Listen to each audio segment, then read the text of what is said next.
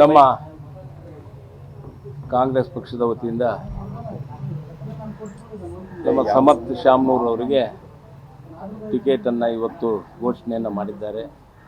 ನಮ್ಮ KPCC ಅಧ್ಯಕ್ಷರು, ಮುಖ್ಯಮಂತ್ರಿಗಳು ಮತ್ತು ನಮ್ಮ AICCಯ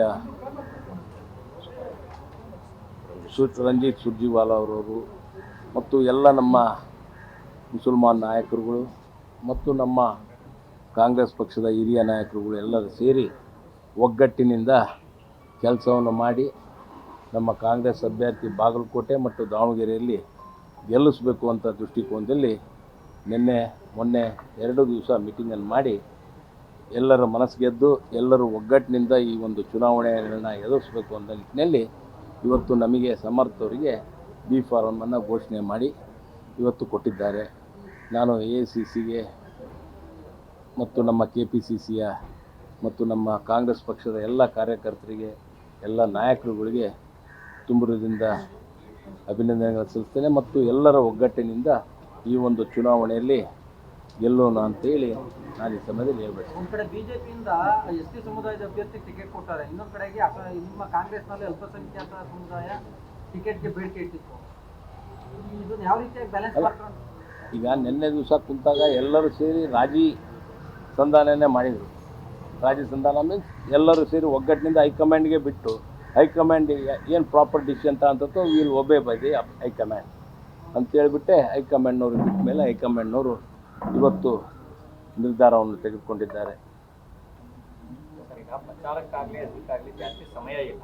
ಇದರ ನಡುವೆ ಸ್ಥಳೀಯವಾಗಿ ಸೃಷ್ಟಿಯಾಗಿರುವಂತಹ ಗೊಂದಲಗಳನ್ನು ಸರಿಪಡಿಸಿಕೊಂಡು ಯಾವ ರೀತಿ ಕೆಲಸ ಕಾರ್ಯಗಳು ಇನ್ಮೇಲೆ ಸ್ಟಾರ್ಟ್ ಆಗುತ್ತೆ.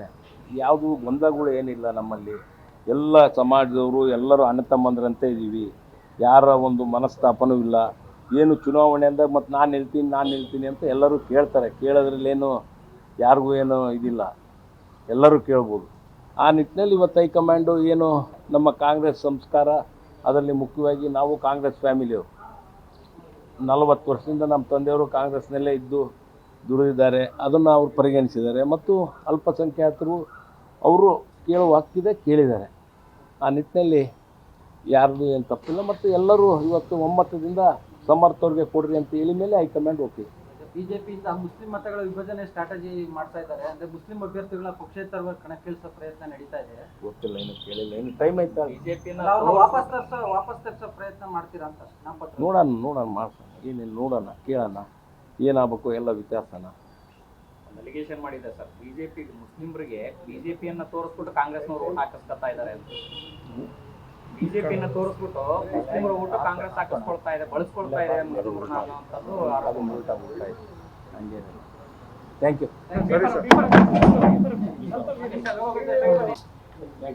All the best sir.